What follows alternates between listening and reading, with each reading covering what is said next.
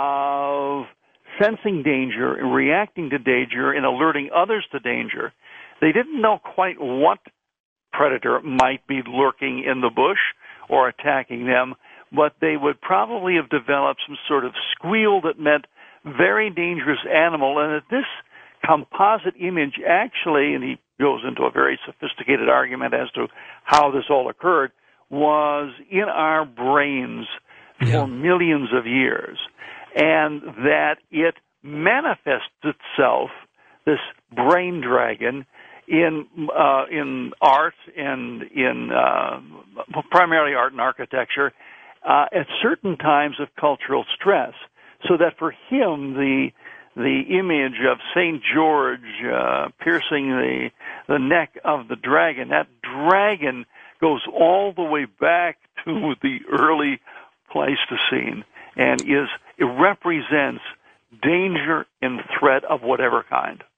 Love this. As you're seeing already, we're tying in so much of what has already happened, what ended up getting hardwired into our brains, and then how it shapes us. And we'll get to more of that coming up next hour. Before we do, though, we got to wrap up with the other threats, the other people that are the other creatures that are part of the usual suspects from the Pleistocene era. So we'll talk about the big fish, and we'll talk about the big snakes. How big did those snakes get? And we'll talk about the teratorns and condors before we talk about how we got shaped by and eagles too. The eagles that are our national symbol. Maybe our ancestors wouldn't have used those as our national symbol. They might have held a grudge. We'll get to all that coming up next. Deadly powers that shaped us next on Coast to Coast. This is Ian Punnett. Yeah, we'll get back to that. Coming up in just a few minutes, we'll talk more with Dr. Paul Trout about our current mythology and how it's been shaped by our years as prey. And that to this day, still around the world, we're still prey. Even in parts of this country, as Paul said, where you have to be very careful when you go out or you'll end up being prey. And it's much more part of our psychology. It is a formative force. And we're talking about how mainstream anthropology, maybe even psychology, doesn't give enough credit to our ancestors as having been survivors of being prey. They didn't walk on to the center stage of human history as apex predators. It took a long time, and we'll talk more about some of those predators. We'll wrap up our conversation about giant snakes, giant fish, and giant birds coming up next on Coast to Coast. This is Ian Punnett. So, Dr. Paul Trout, we're just going to wrap up some of the other major mega predators of the Pleistocene era that we think, and you've convinced me, it's still lurking in our hard wiring, in our psyche, that we are this close to always end up being, meat. And even that realization itself, I think, is something which every human goes through, just sort of like, oh my God, we're meat too. We're meat for somebody else, even though we aren't raised to think that way. So let's talk about the giant snakes of the Pleistocene, because we still have big snakes on the planet, but nothing like what they used to be like. It's sort of still debatable how big they grew, because their particular bones, their skeletal remains are hard to find preserved, because they're so fragile.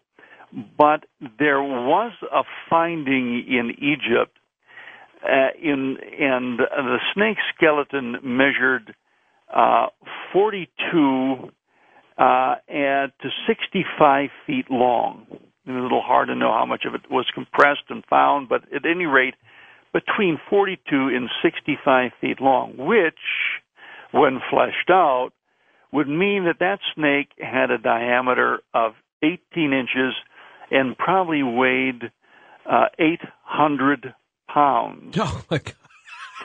Now, there are also reports from Roman armies of encountering huge snakes. Now, whether these can be credited or not is certainly debatable, but they were so huge that, one, they killed a number of soldiers until the soldiers devised battering rams and other devices they'd use on forts to kill it with huge stones. So we've got the feeling that at one time the snakes, pythons, anacondas, boa constrictors, what I'm talking about, were immense. And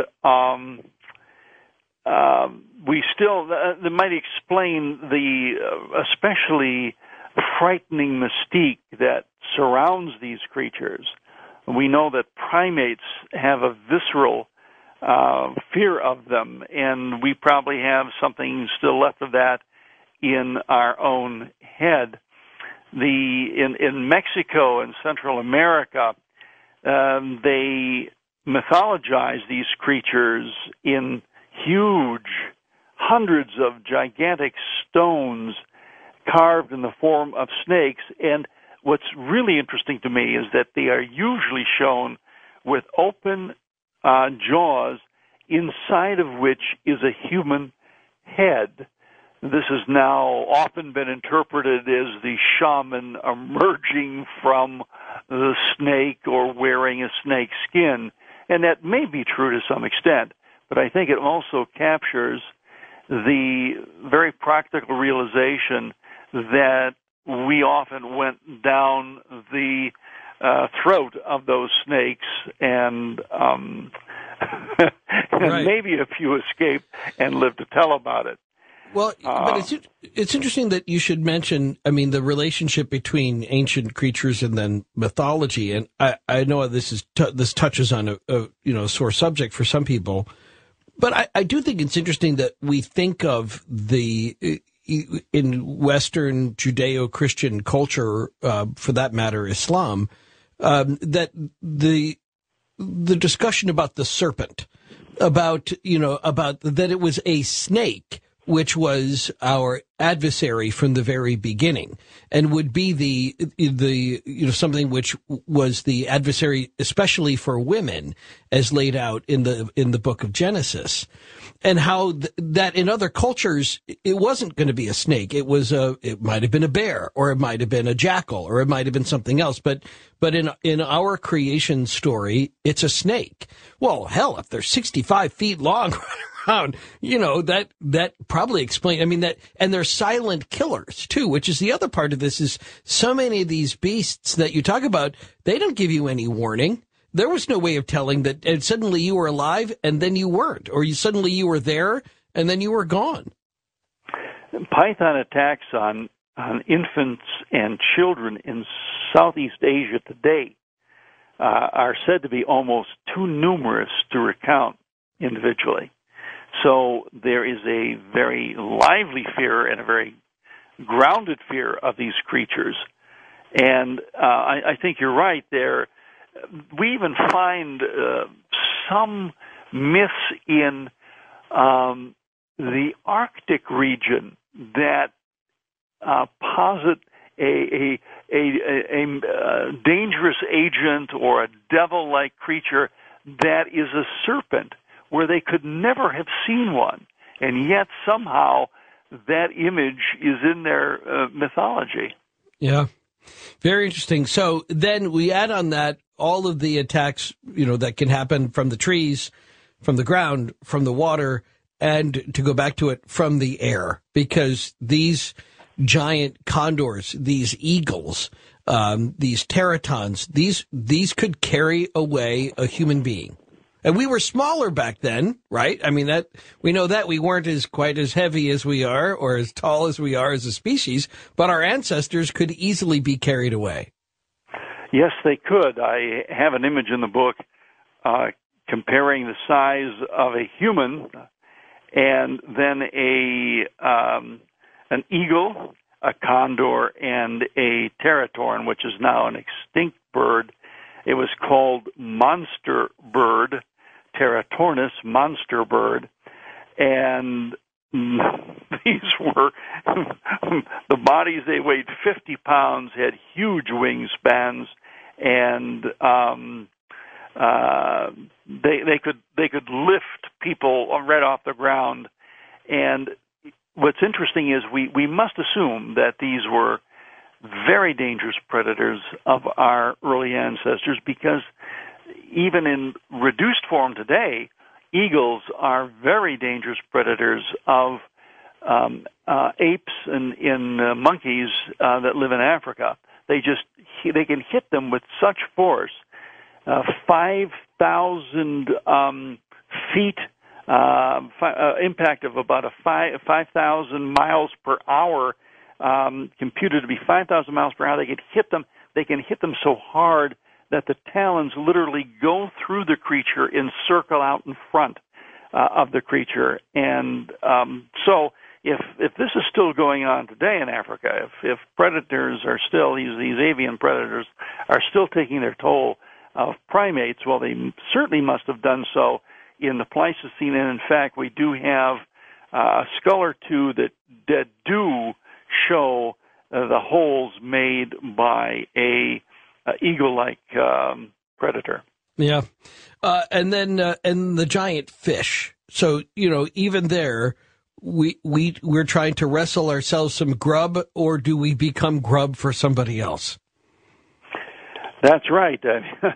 Sharks, of course, and barracuda, and I don't put in piranha, but they certainly also were a threat. But these large fish, I even have a section devoted to the grouper, which I never thought would have been a predator. I only liked them as sandwiches, and they grew to be as large as 2,000 pounds, and we do know of, in fact, attacks of groupers on divers. We have those recorded. Right. So whenever we went near a river, any body of water, and we did, we obviously had to get from island to island. We colonized the world, and we were in danger of being killed by these predators, and of course by other kinds of sea creatures, which are not technically predators, but would have been certainly large enough to swamp any sort of boat. Right. Opportunistic. So from that, we get this, that we know that there were many fewer, not surprisingly, maybe just a few thousand of our ancestors existed at a time, and that we were pretty close to maybe getting wiped out completely. How many years ago are we talking about for the population to have been that small? Well, that's a good question. That was a hypothesis advanced by an archaeologist named Hiram Hayden, and he thought that the evidence was that probably 1 million so years ago, the population of the planet of Homo sapien or Homo erectus would be about 7,000. 7,000. 7,000. So we were in danger of going the same route as Australopithecus, and that is being eliminated by other predators, whether they were, in the case of Australopithecus, other humans or hominins or predators, but more disease and other factors, right. Of course. But there was a point where we can say somewhere there was a tipping point in our favor. And it might have been, the greater development of our brains? It might have been just we got more clever than the other hominids that were there? Oh, well, that's the key point. Right. We were essentially in an arms race with predators. They had developed, of course, for millions of years before there was anything like a bipedal primate. They had developed extraordinary hunting and killing skills. And when we went into their environment, we had to develop our own techniques for dealing with the threat these predators posed to us. And we certainly brought into that environment very valuable technology, to put it that way, from the primate line. We had advanced predator detection skills. We had a hardwired defense system. It's called survival strategies. I call them also fear management strategies. That is, we knew what to do immediately in a crisis, and we also developed then our own techniques through culture to deal with the threat and the fear created by the threat.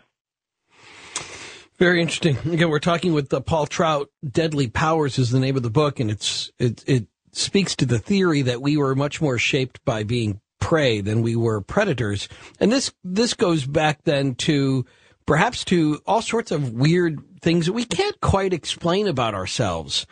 But in an odd kind of way, it sort of mimics some of the ways in which we were treated as prey. For example, the concept of overkill. Can you talk about that? What is that? What do we learn from our ancestors that explain overkill? Well, animals do engage in overkill. There are recorded instances, for an example, of barracuda just chomping into schools of small fish without eating them, just to kill them. Some sort of bloodlust. And there are also examples of large birds coming down and killing off whole flocks of birds for no other reason than to kill them. And other occasions where we see that animals engage in overkill. And what's being triggered there, it's hard to say, but there apparently is sometimes just some pleasure in letting loose certain hardwired predatory instincts and in enjoying the consequences. Now, if we're talking about humans engaging in the overkill of animals, I think that this is a sort of, I don't develop this in the book, but it's a sort of reflex revenge on our position of being fearful prey animals. We'll show you. It's sort of almost like puffing up our chests and beating our chests in front of these beasts. Yes. I think the overkill, particularly of predators such as tigers and leopards and lions and in Asia, was really that sort of puffing up. We said, okay, we have become the dominant predator now of the planet when we are armed. When we're not armed, we go right back to our Pleistocene role as prey. But at any rate, when we are well armed or sitting on top of elephants with high-powered rifles, it was indeed a sort of revenge on these creatures. I thought that was fascinating, and in the same way, it mimics how, as you mentioned, like in the case of the lions and tigers that are known to go and kill hundreds of human beings, and that we have this. This isn't in the archaeological record. This is in the newspapers of the last 50, 60 years. Of these lions that would go rogue or tigers that would go rogue and they may not even eat their prey. No. They just wanted to kill. They just wanted to kill humans, as many humans as they can get their hands on, or paws, as it were. So in what other ways then do you see us as human beings today as being the inheritors of a prey psychology, not a predator psychology? Well, we developed a exquisite fear system that allowed us to survive. But at a certain point in our evolution, we also developed, and I think in part thanks to our arms race with predators, an ability to imagine things.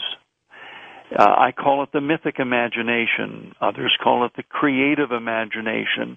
And they're roughly the same, but we eventually developed enough brain power to create predators of the imagination, to exaggerate the features of animal predators that terrified us and into monsters, so that the monster becomes a animal predator writ large, but having other kinds of traits that makes it even more dangerous. And we believed in these monsters, and I give the reasons for how they emerged from both natural and cognitive developments. But we began to, in a sense, terrorize ourselves because of this imagination, which I point out, because it creates monsters, is something of a monstrous imagination itself. And we became tormented by the ability to proliferate monsters of the imagination. And this led to the need to deal with this fear that we were creating and exaggerating. And that led to the mythification of these animal predators and their mythic descendants, the mythic predator, in four dominant ways, and I really have not yet found a fifth way. We mythologize them as monsters, and by doing that, we also created monster fighters. We controlled the monster we were creating in part by creating the hero whose role it was to kill the monster, to battle the monster, and subdue the monster. And we'll get to more of that coming up. That's such an interesting point about why it is that we still have battles between heroes and monsters next on Coast to Coast. This is Ian Punnett. Oh, keeps you running. If I were trying to sleep during this show, I'd be like, my little feet would be moving like my dog Jacula's in his sleep. He just like when he's chasing cars in his dreams, or very likely chasing squirrels in his dreams, because that's my dog, Jacula the vampire dog. By the way, Jacula the vampire dog on sale. Great for Christmas gift giving. Hint, hint. It's been a great fundraiser. We use it in the state of Minnesota, raising money to help dog rescue in remote parts of the state where, sadly, there are a lot of puppy mills, and they kick these dogs out just out on their own. They either survive or they don't. And many of them don't. Plus, there's just a lot of people that have stray dogs that they feed and then they stop feeding, and it's just a tragedy that can be avoided. So that's what the profits from this book have been going to mostly, is to this group called Red Lake Rosie's Rescue in outstate Minnesota. But also, you can buy the book in Colorado, and the same sort of thing. There's an animal rescue group there that benefits from that. If you're in Denver, in the Denver area, Chuck and Don's has copies of Jacula the vampire dog, and I think copies of my other book too, Dizzy the Mutt with the Propeller Butt. But if you're looking to give a gift for Christmas, you can also Google it and find it online too. And any way you want to do it, it's great. All right. So, thank you for letting me sneak in that plug. It's all for a good cause. And this idea too of vampires and werewolves and monsters, we create them and then we fight them because of our years as prey. Next on Coast to Coast, this is Ian Punnett.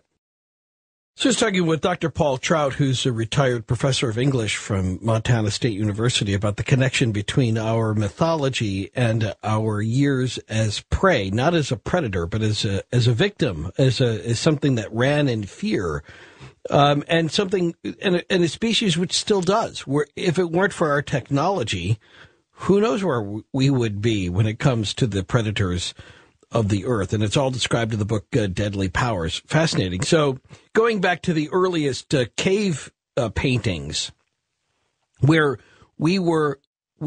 some people look at that and they say, well, it's just a simple history of a kill, that this is just, some sort of rudimentary illustration of storytelling that was going on at the fire, and it was all about the kill. But I think you unpack that a little differently in Deadly Powers, and I find that interesting. Well, I'm glad you do. I think it is a little different than reflecting our time as the hunter. And certainly some of those cave paintings that I've seen do reflect a hunting culture. But there are also panels that are devoted to imaging the predator. And it's almost as if these lions, and the lion panel, for an example, that are gazing not towards the person looking at the panel, but gazing out probably at prey animals, may have been our way of trying to capture their power as hunters. And that's one of the points that I make in the book, that indeed it was by watching predators at work that we started to internalize a desire to be a predator, as well as learn from them how to be a good predator as a hunter. Right.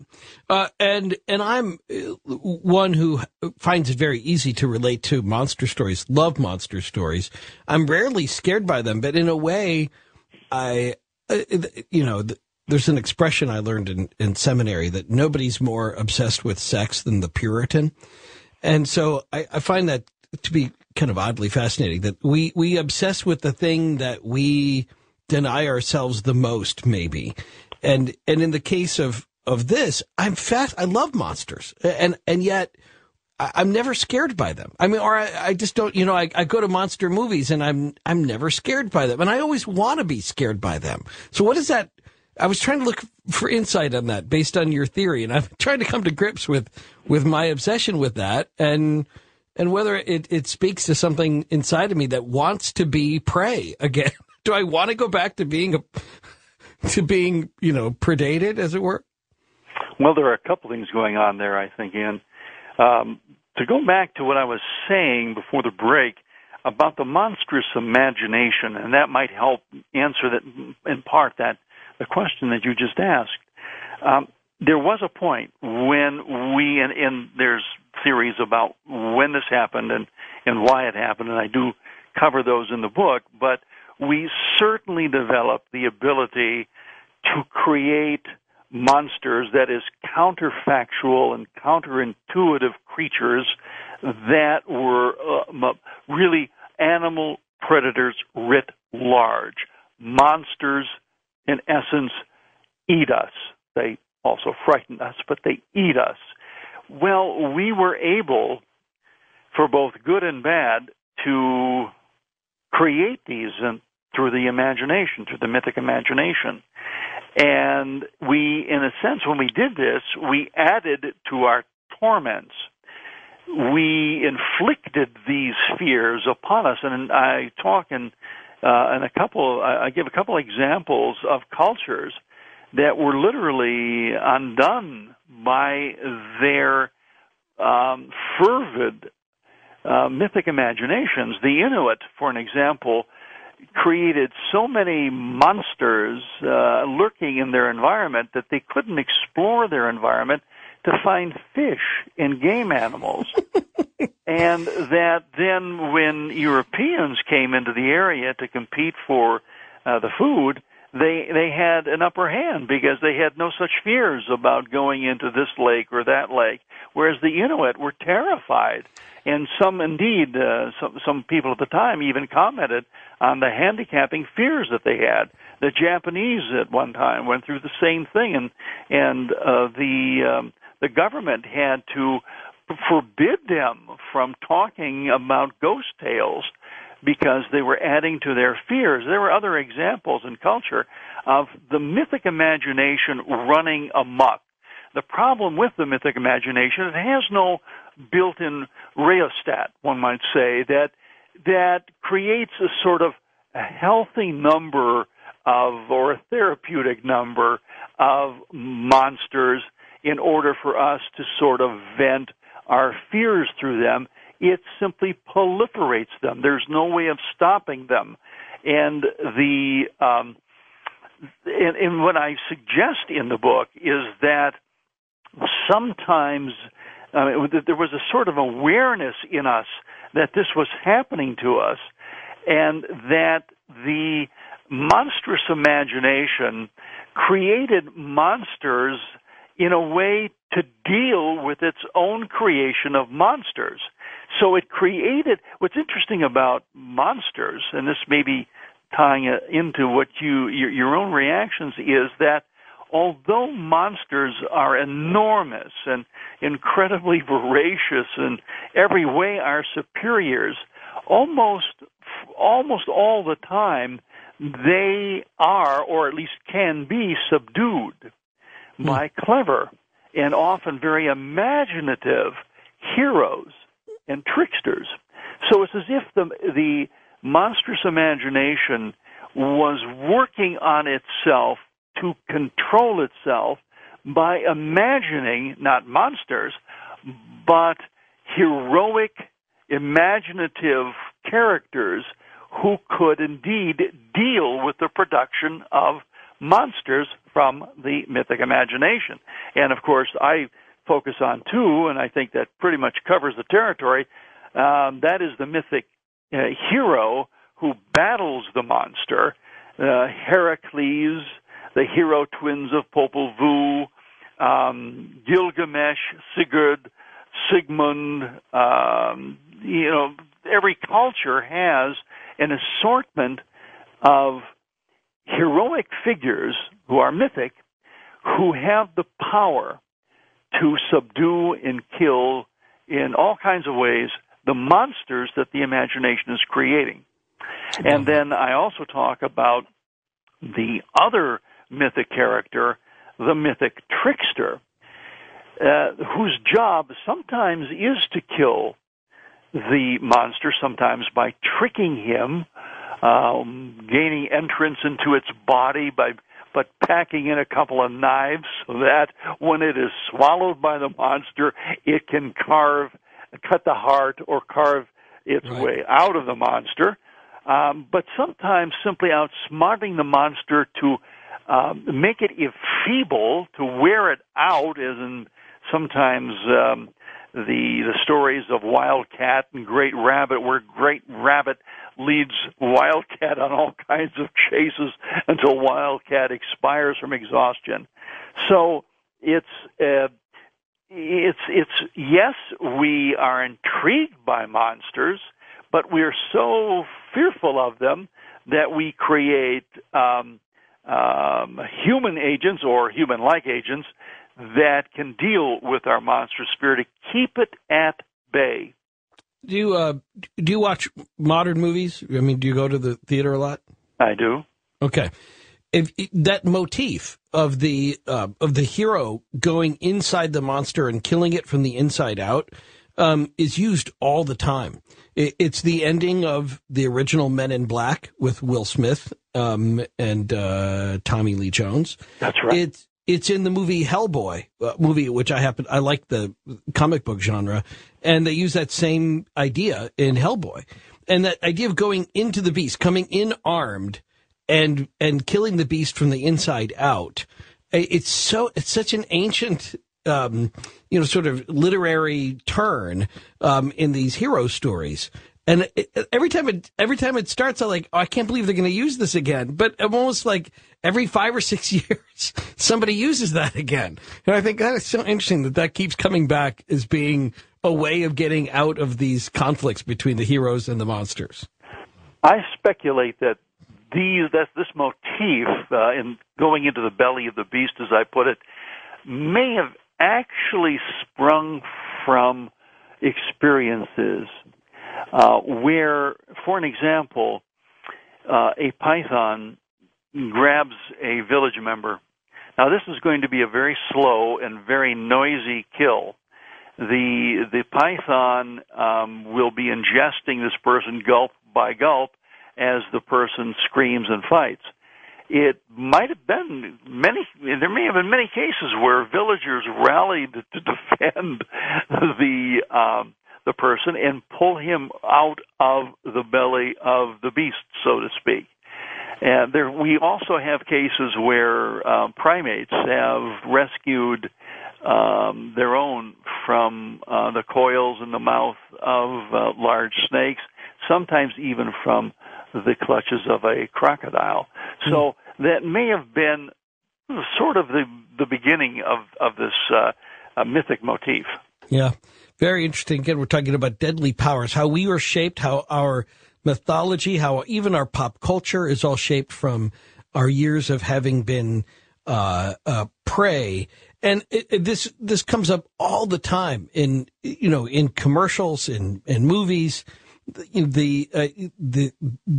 Our need to try to dominate a monster or the monster within us. And that brings us back to kind of the whole werewolf and vampire thing. Werewolves obviously are super huge right now, along with vampires, because of the Twilight series. And it's a whole new generation of people finding this balance between the civil and the monstrous. Well, in Chapter 9, I deal with another way we have incarnated the animal predator in a mythic form, and is a way of dealing with our continual fear of these creatures. And I call it the animal predator's model of menace. And I think this is what I will be speaking to what you just said about the vampires and ghouls and our need to sort of identify with them. Well, I actually believe that is a very important development in our psyche, because we finally realize that one of the best ways of dealing with our fear of predators was to become the predator, was to, in some way, embody the power of the predator, the power to kill of a predator. And by doing that, we surmounted our fears and became the cause of fears in others. So we literally began to impersonate the predator, to bring it inside our person. And I think it first manifested itself as a strategy for hunting. We realized that to survive, we had to hunt, and that the best hunters, the greatest role models, were the animal predators, particularly the big cats. And we dressed like we wore their pelts as we hunted, and we hunted in packs like them, and we slowly internalized their power to kill. And then we ritualized this in all kinds of transformative ceremonies where we would initiate young boys into a new life as indeed a predator, a killer of, let's say, pigs or whatever, but also a defender of the tribe and therefore a killer of other human beings. And these, I talk about these rituals in my book because they often involve the elders of the tribe dressing up as animal predators and attacking the initiates, sometimes quite violently, and hitting them, beating them, and growling at them, and to finally create a fearlessness within these young men, because they had to have that fearlessness to go out into the jungle to hunt and indeed to defend the tribe. And I point out that human sacrifice is explained in many ways, but it often takes the form of a predator kill. It was a way of telling ourselves that we had the power of the predator. So in Aztec culture, in fact, the sacrifices were often done in the name of the jaguar. The sacrifices would be dressed in jaguar skins. They would kill with obsidian knives shaped like a jaguar tooth. The hearts would be thrown into stone objects shaped like jaguars. They would be done in the name of the jaguar god. It was, it was a predator sacrifice. Was in a sense an imitation of a predator kill, and this took an extreme form in the African leopard men in the 19th century in Africa, where there was a cult of males who not only acted like predators, they thought they had become animal predators. They dressed like them. They wore gloves that had the shape claws. like with the claws of animal predators. They left tracks that were like animal predators. They weren't trying to blame the kills on the animal predators. They were trying to convince themselves that they had become animal predators. And Deadly Powers, the name of the book, Paul Trout. We'll get your calls, we'll get your comments, your questions about our history as prey and how it shapes us today on Coast to Coast. This is Ian Punnett. All right, it's going to be a lively hour of your calls. Jump on in. We're talking about our history as prey, both today and how we're shaped by it in terms of our psyches, how we're wrapped around a kind of sense memory of being prey, and how we're still kind of working that out. And this is different from the way a lot of classic anthropologists look at this. There was I believe he said that it was Louis Leakey who said that we were never lunch, or humans were never on the menu, or some such. But it's just not true. And we have the archaeological record that says not only were we in massive numbers always being hunted and eaten, but the predators that we were up against were these ginormous killing machines. It's hard for us to think that it was like the Flintstones, where we had a saber-toothed tiger as a pet. Didn't happen. Even the dogs were gigantic dogs that traveled in packs of 50 and could wipe out whole villages, such as when villages were being formed. The idea of forming communities was to form a social group to fight off the predators, to try to survive. And that sticks with us to this day, and we'll get back to that conversation coming up in just a moment. Also, remember, we have these little online communities. We call them chat rooms. Coming up this Tuesday night, if you're a Coast insider, and why aren't you, go to coasttocoastam.com and figure out how easy and inexpensive that is, and all the benefits of being a Coast insider. But coming up this Tuesday night, I'll be on the chat. And I'll give you your first clue to a big announcement that's coming up next week. I may even tweet about that, too, during the week. Find out more. And be listening in the first hour next week. It'll be kind of fun. On Coast to Coast, this is Ian Punnett. All right, so let's get to the phones right away. Thank you for waiting. Chuck in Alaska, west of the Rockies, on Coast to Coast for Dr. Paul Trout. Go ahead, Chuck. Yeah, Paul and Ian, good to talk to you this evening. I've lived here in Alaska for 30 years, and I actually make my living buying and selling Pleistocene fossils, and I'm also an artist. As I speak, I'm carving a mammoth out of mammoth ivory. And I once had a short-faced bear skeleton and a skull that I sold for a gold miner, and it had been researched by a paleontologist. And my theory is that when the first humans that got here were almost like supermen. If you look at the early explorers that the historic age, the French came in, were just incredible people. And we tend to look at history as man has been advancing, but just to survive and to come across here, what it would take, the senses and the wit, and like 6 of our 8 children are Alaska Native, and they're so much more intelligent than I am in certain areas. And it's just the way they're born. But like this short-faced bear was researched by a paleontologist, and it's this huge animal, but it was Dr. Paul Matthews at the university here came to the conclusion that he was not as much a predator as like a wolverine, who he had a huge nose and he could stand up real high. He could chase other animals off their kill. And I'm sure that people had to worry about things, but most of the material culture, these ancient cultures, was made out of stuff that didn't last, and I think they were a lot sharper and really incredible people. There's another comment I'd like to make, but okay. I'd like to hear. Well, let's. Chuck, we got a lot of people to get through here, so let's just go ahead and get a response, if we can, from Dr. Trout on that. Go ahead.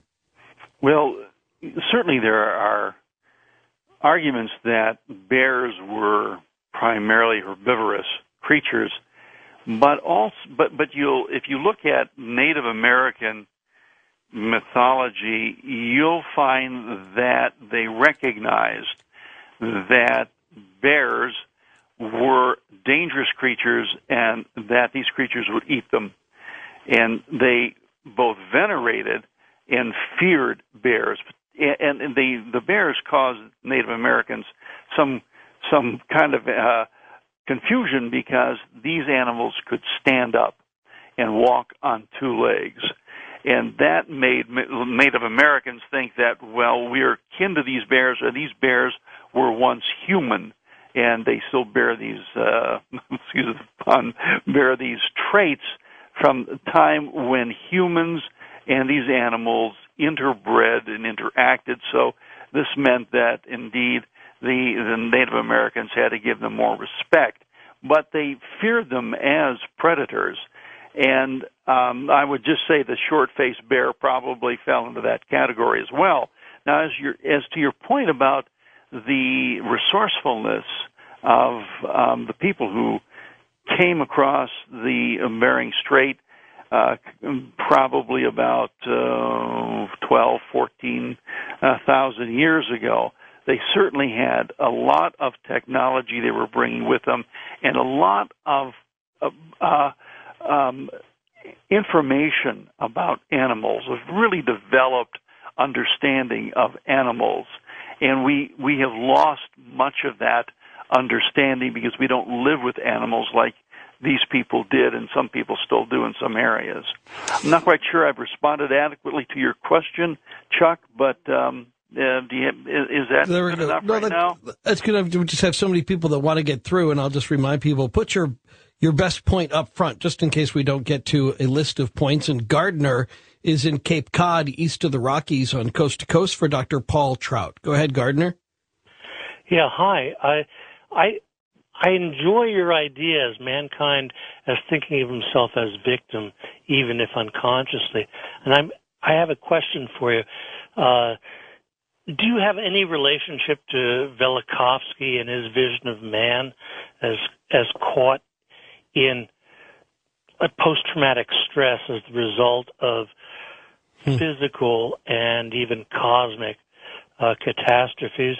And as a secondary question is, do you have any relationship to Carl Jung in his answer to Job when he talks about the plight of man as someone who is always eating and always being eaten? Okay.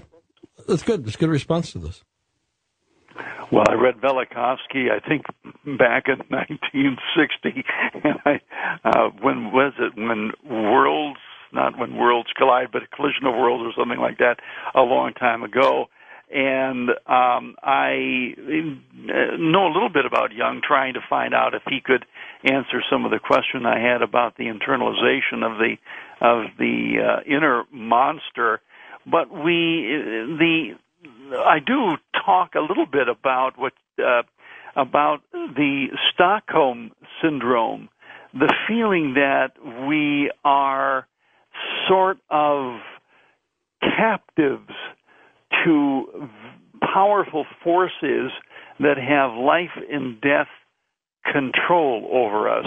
And I introduced the Stockholm Syndrome to try to explain the psychology that led to the mythification of predators as gods and as divinities. Our ancient ancestors lived in a constant state of fear, but at the same time, they also recognized that predators often befriended them, or at least that was how it was seen, by leaving them meat, by not attacking them, and let's say by driving off other predators from their locale. And this was interpreted as gifts that were given by the predator to humans, but at the same time, this predator could turn on them and kill them. So it led to what I call a Stockholm Syndrome, which came from the case of people that were being held in a bank by two gunmen, and wound up actually identifying with the gunmen and defending them after they were released in the courts, so that they felt a kinship to them. And I felt that this might explain the kinship, the connectedness that we feel to predators that can both kill us and yet give us gifts.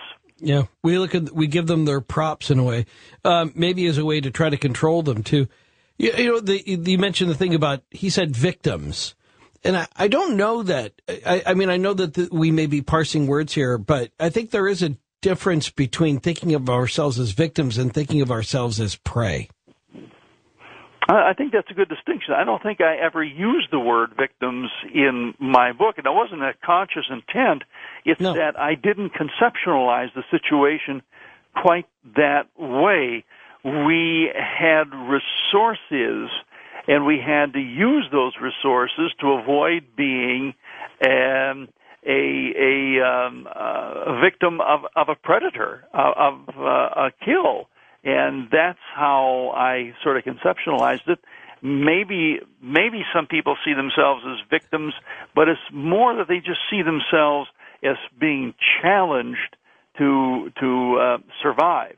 Well, but I think it brings up an interesting point. And again, it speaks to this idea of how we are today as having been shaped by our years as being prey, is that if somebody's attacked by a shark, we would say he's a victim of a shark attack. But part of that's based on the idea that we're the top of the food chain. And so if something like that happens to us, then we've become a victim, as opposed to he was prey. We don't think of ourselves as prey. We don't say, oh, just another example of somebody today being prey. That would be horrifying to say that. That the crocodile got him because, we're all prey. And we just don't, that's not part of our mindset. And I might add to that, too, the movies that deal with the characters being, let's say, victimized by crime. And in many of these movies, the protagonists don't become victims, they actually become the predators. For an example, in Death Wish, Paul Kersey turns the tables on the people who are victimizing him and becomes indeed a vigilante, and a very effective one.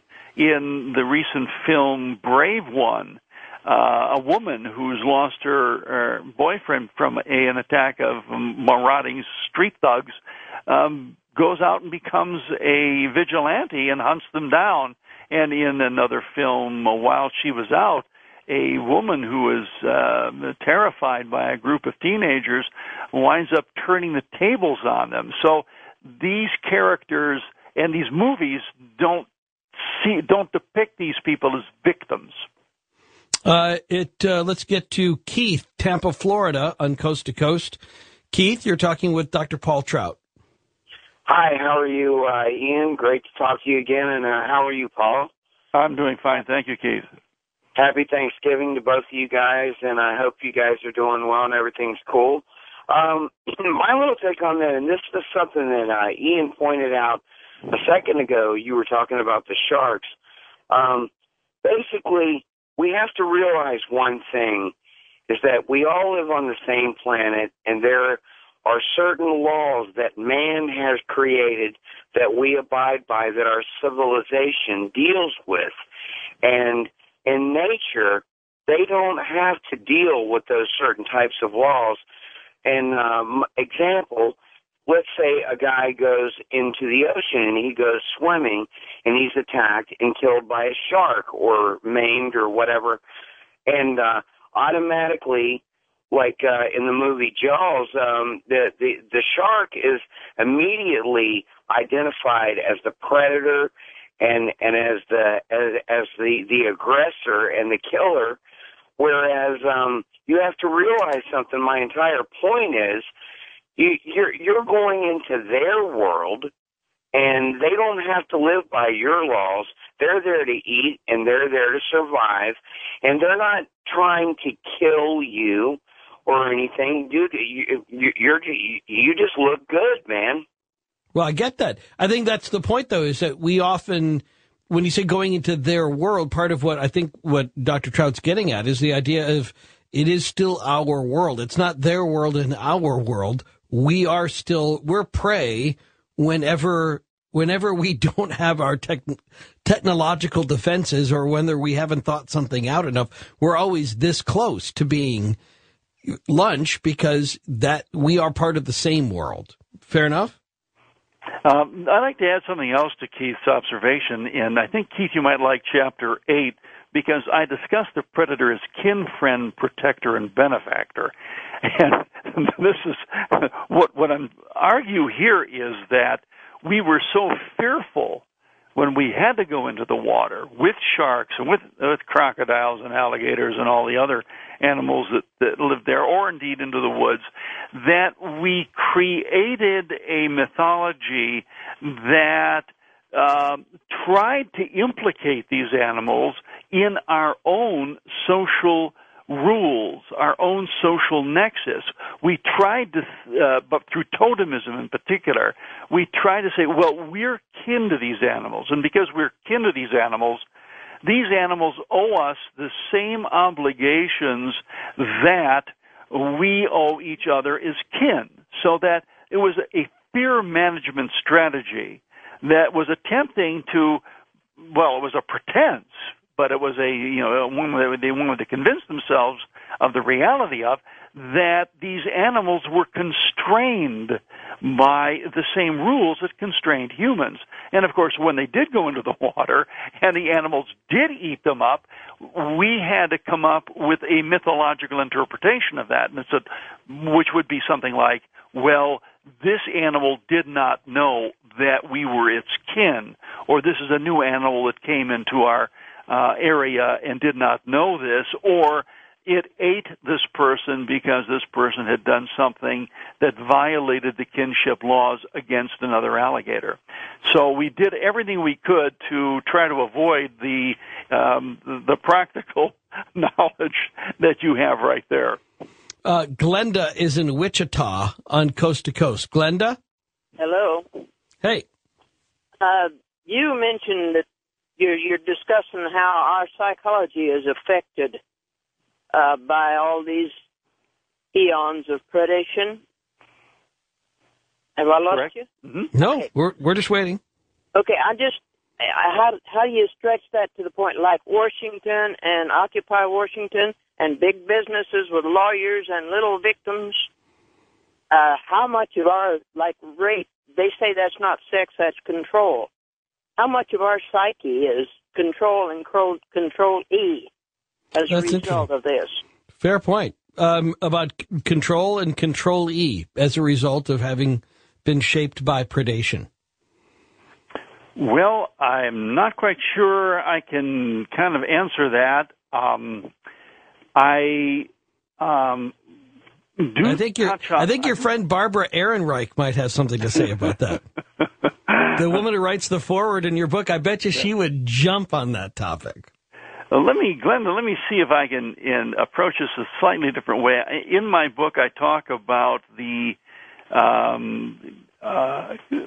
grounds of conflict between nations, and maybe the grounds of conflict between classes as well. And I said that it is, I see it as more growing out of a fear than out of hatred. And the fear is the fear of being consumed, or maybe of being controlled, but of being consumed. Nations often justify aggression by saying that the other nation is trying to take them over or consume their resources or whatever, control their culture. And so I suggest that it is not hatred, but a deep fear that may underlie a lot of international conflict. And sometimes then, I didn't talk about this, but perhaps even class conflict, the fear that some class is consuming more than it deserves, and that we are suffering, we are being absorbed by this class, and in a sense being consumed by it. In an odd sort of way, that question reminded me of a Bible question I wanted to ask you about how we were shaped by predators. We'll get to that next, and all of y'all's calls too. On Coast to Coast AM, this is Ian Punnett. If you ever would have encountered any of these 10-foot long, 750-pound killer cats like the Smilodon with 10-inch tusks, essentially, that would cut into your skull, or these 800-pound snakes, or these giant lizards, or these teratons, or these giant condors, run away. Or the small-faced bear, for that matter, too. Run away. Those first couple of chapters of Deadly Powers, truly harrowing. But it shows how we were shaped by being prey and not predators ourselves. Even the gift of fear, which we've only talked about a little bit, we'll get back to coming up in just a second. And then the rest of your calls for Dr. Paul Trout. Deadly Powers, Animal Predators, and the Mythic Imagination. You can link up to him at coasttocoastam.com. This is Ian Punnett. Well, Z Hero at my Twitter account, Deacon Punnett, sent in a question which I thought I want to address here real quickly about the kind of our ability to faint. That this is also a response to perhaps to fear and then to conflict. Where does fainting come into our human reaction of fainting in crisis, as you see it, Dr. Trout? Well, we developed from the primate line, or within the primate line, survival strategies, or as I said, fear management strategies that involved 4 dominant physical reactions to imminent threat. One was freezing, and that involved sometimes an unconscious reaction of what they call terror paralysis, simply locking up. It's also called tonic immobility, and this reaction would be almost the first reaction upon seeing a predator looking at us, making eye contact with a predator who was staring at us with wide eyes. That was a fear trigger, and it's almost always meant this animal is sizing us up for an attack and to add to their diet. So fainting, I think, falls into that category because in some cases of terror paralysis, an animal that's actually in the jaws of a predator goes into a state of almost death-like state. It almost stops breathing, it stops moving, and it again, this cannot be a conscious thing. It's a override, the reaction of the body to this terrible stress, and that is to encourage the predator to lose interest in it. And I've seen cases on Animal Planet where the predator will then drop the prey and look away, and the prey jumps up and takes off again. Right. So it's a way of even fainting, perhaps, then is just that same sort of lose interest in me. I'm part of the foliage. I'm not, I'm, just look in another direction. Very interesting. Well, Thomas is in Florida on Coast to Coast. We're talking about how we were shaped as prey for tens of thousands of years. Thomas? Yes, sir. Thank you for taking my call. Go ahead. You've been articulating on many subjects, especially along the lines of ancient myths and creatures. When I was a young fellow, I read Tolkien's trilogy, and those creatures, elves, dwarfs, dragons, and the powers that they may have had. And you're thinking, I guess I'm asking is, 10 or 25,000 years ago, could there have been other civilizations where these myths and legends of creatures did exist, and simply 5,000 years of documented literature that we have, where was man's mind before that? It's a really good point, Thomas, that if we have the psychological inheritance of monsters, but they are tied back to a time when we were really being chased by these giant creatures, then why can we make a similar argument of our other, sort of mythic obsession about other human-like creatures and tie that back into a date when there were giants and dwarves or elves and whatever? Well, I think we can. The mythic imagination, I'm focusing on the predators, but the mythic imagination, when it developed, and there are arguments about when it developed. For an example, the brain spurt that occurred around 250,000 years ago probably was the brain spurt that pushed us into language and maybe into the mythic imagination. Now, we have hard evidence of this only in 40,000 years ago. We have sculptures that clearly indicate that we were able to imagine hybrid creatures. We were able to carve them. But the ability to think this way probably was much older than 40,000 years ago. And with the creation of the mythic imagination, we not only created monsters and were able to mythologize animal predators in imaginative ways, but we probably also generated beliefs in other kinds of creatures, other kinds of counterfactual and counterintuitive creatures, including ghosts and other creatures that were smaller, that we could not see that well, but that existed, elves, and a host of other counterintuitive and counterfactual creatures. So these existed probably for maybe 100 or more than 100,000 years.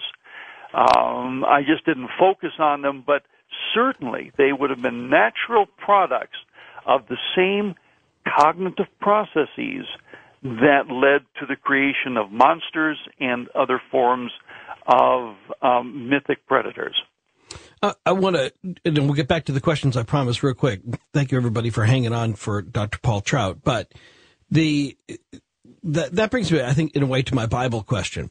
So I'm not trying to bait anybody here, and I just give me 30 seconds on this preamble, that we know that there are many people who believe that all of our human history is only 5,000 years old, roughly 5,000 or 6,000 years old, and that the Bible is as much a book of history and science as it is a book of inspiration or a book of guidance, and that it's accurate, and that there's everything that's right that is in it, and everything that's in it is right. So I'm a big Bible fan, but I look at the Bible differently. And my question is that if human beings, knowing what you know about our earliest ancestors, knowing what you know about anthropology and storytelling, if the writers of the Bible were living at the same time as dinosaurs or giant saber-toothed tigers, don't you think that would have warranted a mention in the Bible? Don't you think they would have been still processing that in the Bible, that every day they're facing giant crocodiles and eagles that are going to swoop down and carry them away, etc.? Well, of course, they weren't living coterminous with dinosaurs. Right. I'm just saying. But some people believe that they were at the time the Bible was written. Oh, well, that would be 5,000 years ago, and if that's, I guess I misunderstood. But if that's my whole point, is that they would all be at the same time. Wouldn't that have meant, knowing what we know about early human storytelling, that they would have been writing about being chased by T-Rexes and similar giant creatures? Well, I'm not quite sure how to answer that. But there are mentions in the Bible of, for an example, I believe in Genesis, of the giants that came down from heaven and mated with females. They're called the Nephilim. Is what it's called. The Nephilim, the fallen ones. Yeah, Nephilim. They're in certain depictions of Yahweh.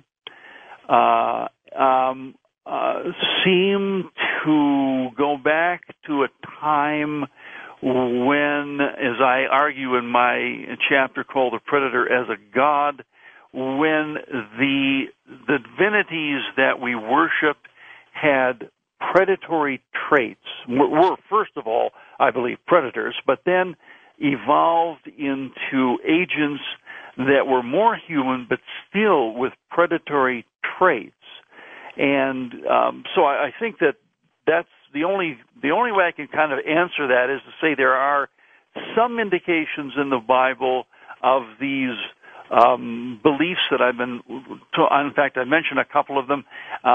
These beliefs in dangerous animals, and including gods being dangerous animals and having animal traits, and of experiences with, quote, giants. Now, I explain some of those in a more practical way by saying that we encountered the bones of dinosaurs. They, of course, were extinct for 65 million years, but people encountered their bones, their remnants, and really had no way of conceptualizing the concept of extinction.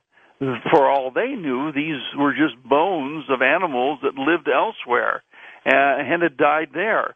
So that there was a desire to mythologize these bones, and we might just see that in certain aspects of the Bible when they talk about the giants that existed before. Okay. Alan is in Ogden, Utah, on Coast to Coast. Alan? Yeah, hello, Ian, and hello, Paul. Fascinating conversation. I think this is one of the better ones on Coast to Coast for a while. The thought occurred to me that when we're speaking of monsters of the mind and the need to create or believe in those monsters, Coast to Coast is, of course, a great place for listening to those sort of stories. But what about the religious traditions of the, Abrahamic religions, but particularly the idea of Jesus or the Messiah, and also Satan or demonic forces as the monsters and the monster slayer? Well, that's an excellent point. It's part of that same duality that exists from a very early age. Thank you, Alan. Go ahead. Paul? Well, I touch on that in my chapter called The Predator as God. I argue that the first God humans worshipped were predators, and they were animal predators, not mythic predators. Predators evoked a host of feelings and responses that later came to be associated with all forms of worship of more human-like agents.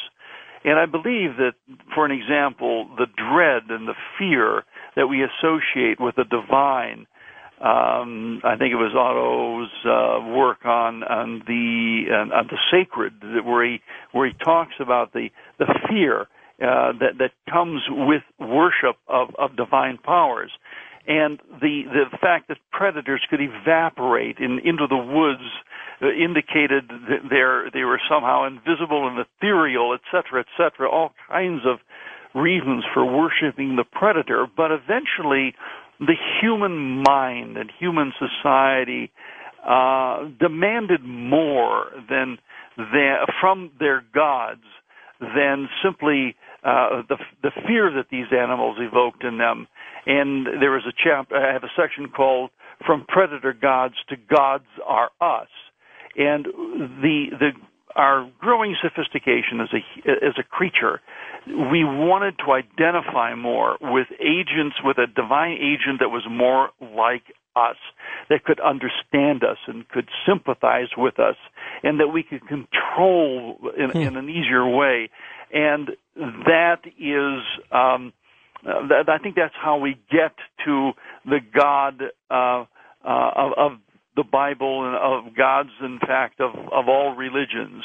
But we went through a phase where the God as a predator then was projected into the devils that we also had to have.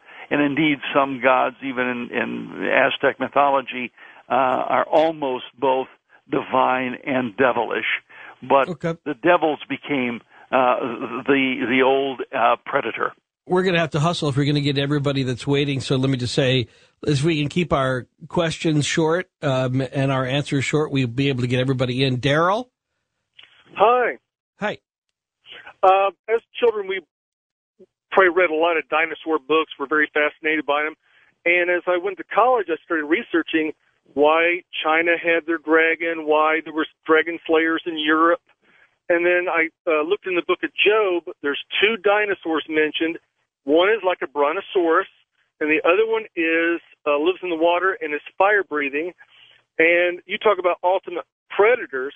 I wondered if you had any comments on that in the book of Job. Well, I think we just did in a way, and I just don't want to get stuck on that topic, Daryl. I thought it was a really good point. I would refer you to the chapter on that, or we're just going to go back over that ground again. And I appreciate your jumping in there, Daryl, but we just got 2 more minutes left. So let's see if we can get some other topics other than that one, which I think Dr. Trout just addressed really nicely. But it's a fair point. Let me get to John in Houston on Coast to Coast. John? Yeah, Ian, quick question for your guest. Years ago, I'd read a book, and in the book they had mentioned an incident that had taken place, I believe, in the 50s or 60s over in Africa. And in that incident, there was a French military aircraft helicopter flying over a jungle, and they'd seen a really large snake. And when they saw it, they wanted to get a better eye on the size of it. So the aircraft actually went low enough, and in doing so, they realized it was bigger than what they thought. They got some photographs of it. The snake, from what they said in the book, actually tried to bite the aircraft. The aircraft pulled up, but in the book they had a photograph of the snake. I was wondering if your guest had actually seen those photographs and if totally you knew about that incident. I want to go look at them right now. Dr. Trout? I have not seen that one, but I've heard of it, and I have seen other photographs from the 20s and 30s showing huge snakes. Unfortunately, they didn't always get their remnants back to civilization for testing by scientists. So that's really more for cryptozoologists to kind of work with. But yes, I have heard of these. Well, it backs up the idea of just how big those snakes were back in the Pleistocene. And then, George, you get the last comment, but it's got to be a quick one. Go ahead, George.